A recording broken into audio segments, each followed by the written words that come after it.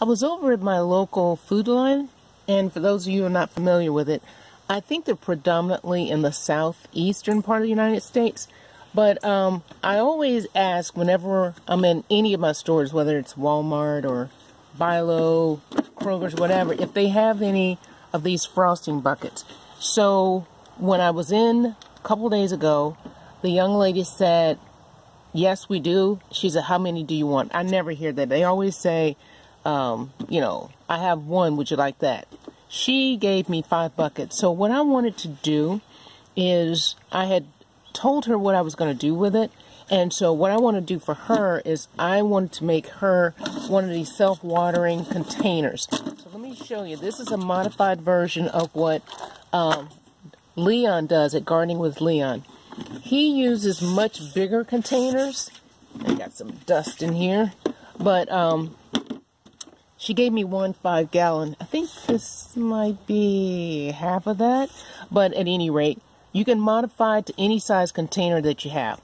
So what you do is you put some kind of spacer at the bottom. Now what Leon uses is this full-size corrugated pipe, and he cuts the length depending on the size, the dimensions of his bucket. And since I'm using this smaller container, and I think what he uses is I think he calls it a mineral bucket. I'll leave that exact information.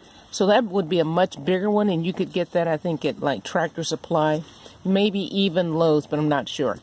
But at any rate, so with this icing bucket, it's going to be much smaller, and this I've used for 5-gallon buckets as well as these, which are, again, are smaller than the 5-gallon.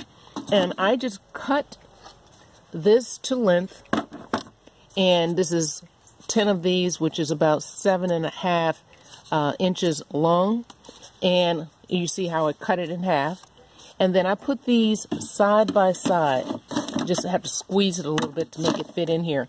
Now the top, from the top to the bottom of this arc, from here to here is 3 inches. So what you want to do is you want to put a hole in your bucket, one on each side, and you'll see here that I've already done that. There's a hole here, and you see there's a hole here. This is 2 inches from the bottom. That way, when this is seated at the bottom of this container, the water is beneath the top of this arc. So you put this in the bottom of your container as your spacer. He uses cans. I don't know if he uses bottles, but you could use bottles if you have that. And then you get this woven landscape fabric, and I cut this to size as well. Hope the wind isn't too bad here. And you cover your spacer, whatever that spacer happens to be, so that the soil doesn't seep down in there and block those holes. And then you can use another piece, and this here is just another type of landscape fabric, but this one is more of a cloth. And I'll find the links and leave this for you. And then you put this over the top of that woven landscape fabric, and that just provides an area. You just press it down a little bit there for you to put your soil. So once this is inside here, you also need, I had it close by, here it is, PVC.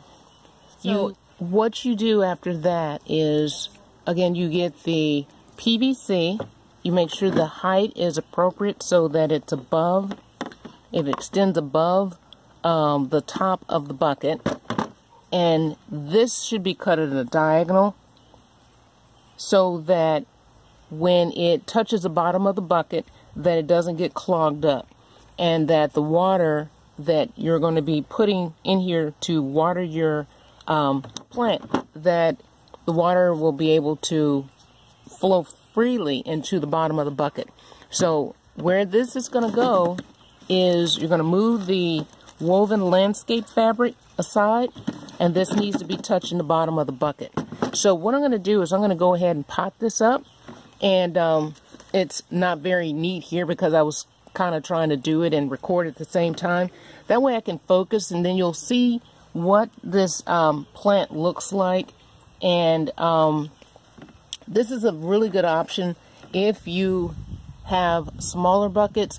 And it's, like I say, it's Leon's idea, and I'm going to leave a link for that. But let me go ahead and get this potted up, and then I will show you what this final project looks like.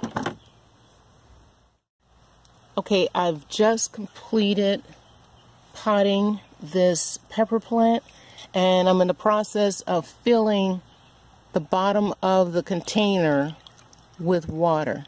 So 2 inches of water will be in this container, and then once it starts seeping from these holes there in the bottom, you'll know that it's full.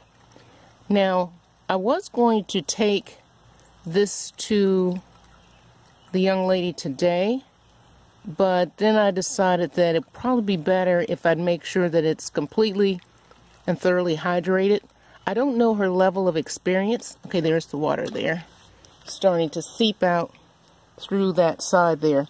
So there's plenty of water in here, and I don't know her level of experience, so I want to just write some instructions for her, and that way she'll be comfortable taking care of this plant.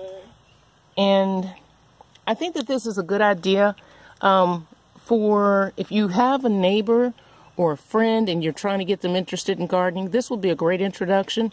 And again, the reason that I'm doing this is I wanted to be able to thank her for giving me those frosting buckets that I can use for my garden. And this is just a funnel that I had gotten from the Dollar Tree. There was a set of about 4 of these, varying sizes, and this fits perfectly into this little slot.